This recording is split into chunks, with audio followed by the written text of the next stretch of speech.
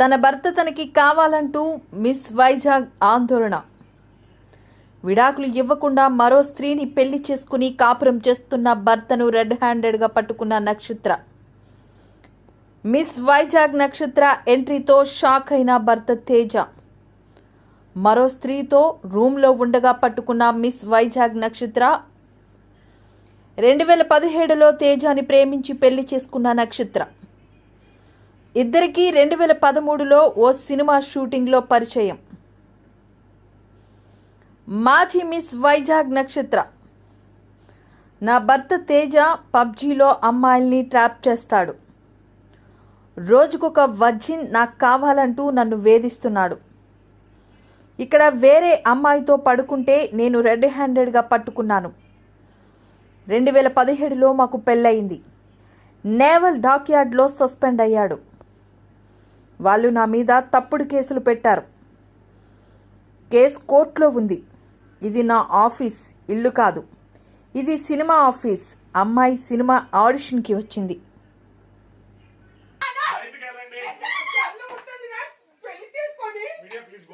This is my private space and you have no permission to come. You have no permission to come. And this for telusu.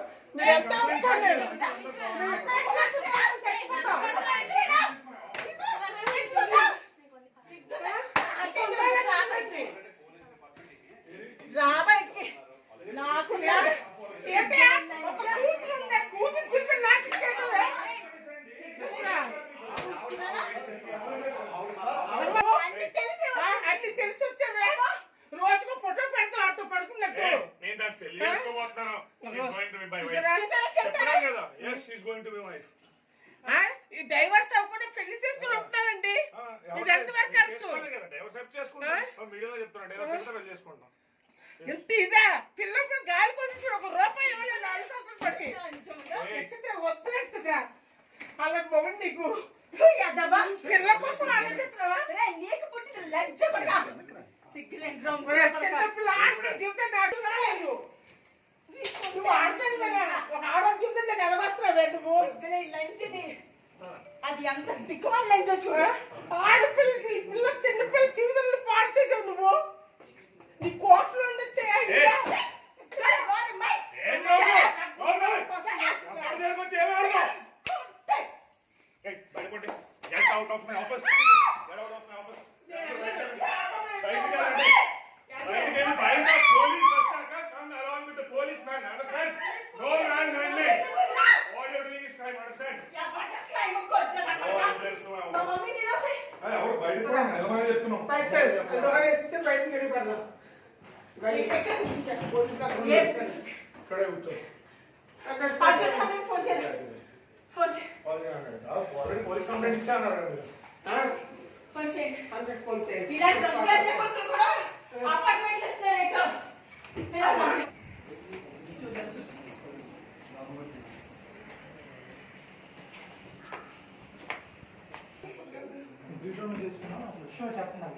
చెప్తున్నాను sir.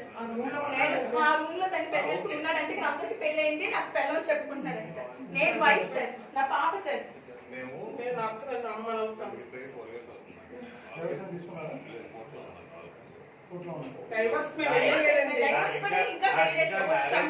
రోజు కొట్టి చంపేస్తున్నాడని రోజు ఒక అమ్మాయి వచ్చి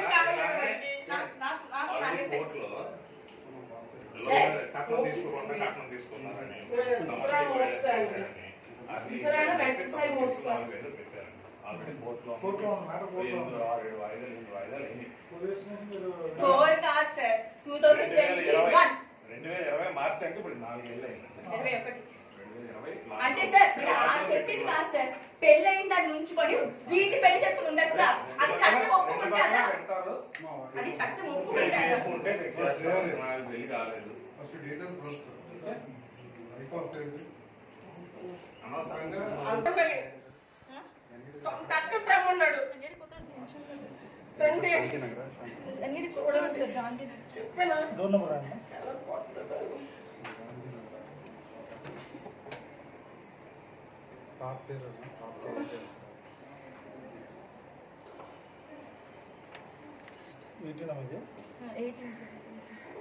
ఎంతవరకు మీ ఇద్దరి మధ్య ఈ గ్యాప్ మెయింటైన్ అవుతుంది? ఓకే. సో పాప కూడా నాకు పుట్టిన పాప కాదు, 2 చుక్కలు లోపలికి వెళ్తే ఎవరికైనా పిల్లలు పుట్టేస్తారు అనే ఆడియో మీద కాదా?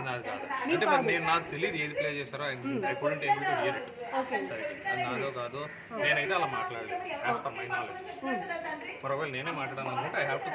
నేను వినిపించిన పోనీ అమ్మాయి మాకు అంటే పోలీసులకి మీడియాకి కూడా కొన్ని వాయిస్ రికార్డ్స్ పంపించింది. బట్ అమ్మాయి ఇచ్చింది అని చెప్పేసి మేము ఏది పడితే అది ప్లే చేయం. బట్ ఇది మీరు అవునా కాదా అనేది మాకు కూడా మీరు ఒక క్లారిటీ. ఒక్కసారి పోలీస్ స్టేషన్ యా మీరైతే కాదు అంటున్నారు. ఎవరు నేనైతే అలాంటి మాటలు మాట్లాడే వ్యక్తిని కాదు. That's what I. ఇప్పుడేందో మీ భార్య మీ పైన ఎందుకు ఎలిగేషన్స్ చేస్తుందని మీరు అంటున్నారు? కాదండి, she is doing it from last 4 years. దేనికోసం?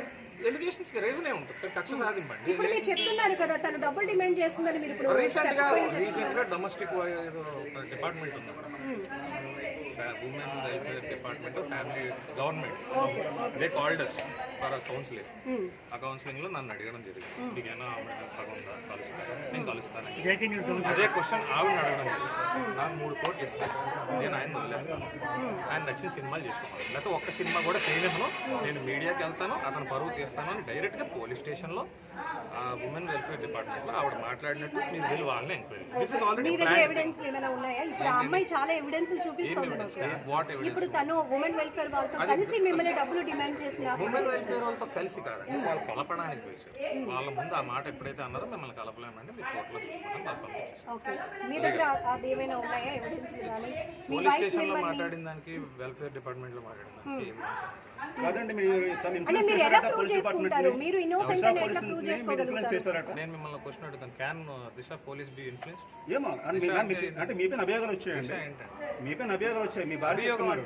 చెప్పి అభియోగం అంటే ఆరోపణ, ఎలిగేషన్. మరి అది అలా అడగండి, ఇన్ఫ్లుయెన్స్ చేశారు అంటా అండి, your passing statement it's not wrong, that is wrong. మీరు వాళ్ళని అడగండి, మీకు డబ్బులు ఇచ్చారా, ఇన్ఫ్లుయెన్స్ చేశారని అడగండి. మీరే చెప్పాలి. వితౌట్ మై నోటీస్ నన్ను స్టేషన్కి కూడా పిలకుండా నా మీద ఎఫ్ఐఆర్ చేయడం జరిగింది. ఇన్ఫ్లుయెన్స్ చేస్తే అట్లా జరుగుతుంది, నన్ను పోలీస్ స్టేషన్ కూడా పిల్ల, నేను హైదరాబాద్ షూటింగ్లో ఉన్నాను, సడన్ గా ఎఫ్ఐఆర్ అయిపోయింది అన్నారు, మీరు బెయిల్ తీసుకోకపోతే మీరు అరెస్ట్ అవుతారని కూడా అన్నారు. నేను నా ఇన్ఫ్లుయెన్స్ ఉంటే నాకు తెలియకుండా నా మీద డైరెక్ట్గా అరెస్ట్ అని నాకు పిలిచి చేశారా అని కూడా అడగకుండా ఎఫ్ఐఆర్ ఫైల్ అయ్యింది. అడిగితే ఇది దిశ రూల్ అండి అన్నారు. I don't know Disha rule. మీ ఇద్దరి మధ్య ఎందుకు గ్యాప్ వస్తుంది? ఎందుకంటే మీరు already love cum arranged marriage అని నక్షత్రం జనరల్ వైఫ్ అండ్ హస్బెండ్స్ ఉండేదండి అనుమానం. అంటే ఒక కారణం ఉంటుంది. ఇంత పెద్ద స్థాయిలో ఇప్పుడు ఒక భర్తను ఎవరు వీధికి వేర్చడానికి ఎవరు డిసైడ్ అవ్వరు. సో దట్ మీరు ఎందుకు అనుకుంటున్నారు? మీ ఆస్పెక్ట్ లోనే చెప్పండి, మీరు చెప్పండి. 4 years బ్యాక్ విడిపోయామండి. 4 years విడిపోయిన 3వ నెలలోనే ఇదే దిశ పోలీస్ స్టేషన్ కౌన్సిలింగ్ చేసి కలపడానికి పిలిస్తే అప్పుడు ఆవిడన్న మొట్టమొదటి మాట, ఇతను సినిమాలు మానేయకపోతే నేను అన్ని న్యూస్ ఛానల్స్ని పిలిచి అతన్ని అన్పాపులర్ చేస్తాను, అప్పుడు ఎలా సినిమా చేస్తాడో చూస్తాను. ఇది డైరెక్ట్గా దిశ స్టేషన్లో ఏసీపీ ముందు సీఏ ముందు ఆవిడ మాట్లాడిన మాటలు. ఆ తర్వాత ఈ 4 years నుంచి ఆవిడ మాట్లాడుతున్న మాటలు ఇవే ఇప్పుడు చేసి. అంటే మీరు మ్యారేజ్కి ముందు నుంచి కూడా మీరు సినీ ఫీల్డ్లో ఉన్నారని ఆమెకు తెలుసని, ఆమె కూడా ఒక ఆడిషన్లో వచ్చినప్పుడే మీరు ఆడిషన్ కాదండి, ఆమె నేను చెప్పాను, సార్ ఏంటి ఇలా అవుతుంది నిజమేనా, ఊరుకున్నామ్మా మీ ఆయన అలాగే మాట్లాడతాడని చెప్పారు ఆయన. పూర్ణగానే ఎలా రియాక్ట్ అయ్యారు ఈ విషయంలో? ఏమైనా అడగడం జరిగిందా? లేదు సార్, అడగలేదు. పూర్ణ వరకు ఆ విషయం ఎందులో లేదో నాకు తెలియదు. పూర్ణ నన్ను రమ్మని చెప్పిందని చెప్పి నాతో డైరెక్ట్ చెప్పారు. సినిమాకు సంబంధించిన వైఫ్ అలా చేయొచ్చు కదా, వైఫ్ కానప్పుడు అలా చేయకూడదు కదా. ఇప్పుడు అమ్మాయి సారా, అమ్మాయిది గోదావరి రాజమండ్రి ధవళేశ్వరం బ్రిడ్జి దగ్గర. మీడియా అందరి ముందు సారా అని పేరు చెప్తోంది, ఇక్కడ ప్రాజెక్ట్ జరుగుతోంది, నేను వచ్చాను అంటున్నాను. వంశీ ధర్మజ్ఞ అమ్మాయి పేరు. సార్ ఇక్కడ సార్ చెప్పండి సార్. సార్ అబ్బాయి అవి మీడియాలో ఉన్నాయి కదా మేడం, షీజ్ మై వైఫ్ అని పరిచయం చేశాడు అందరికీ. ఎక్కడ అకామిడేషన్ ఏంటి సార్? ఆఫీస్ రూమ్ కి సంబంధించిన ఏమి ఉన్నాయి అక్క చెప్పండి. ఆఫీస్ కి సంబంధించి ఇప్పుడు ఒక మీడియా ఆఫీస్ అనుకోండి, 4 కెమెరాలు 4 మైకులు ఒక జర్నలిస్ట్ ఉంటారు. మరి అది ఏ ఆఫీస్ అని ఉన్నదండి? ప్రాసిక్యూషన్ ఆఫీస్ అది. చెప్పండి సార్. ఎలా చెప్పారు? అపార్ట్మెంట్ మొత్తానికి వైఫ్ అని ఎలా చెప్పారు? అదొక్కటి ప్రూవ్ చేయమనండి. వాచ్మెన్తో మాట్లాడు.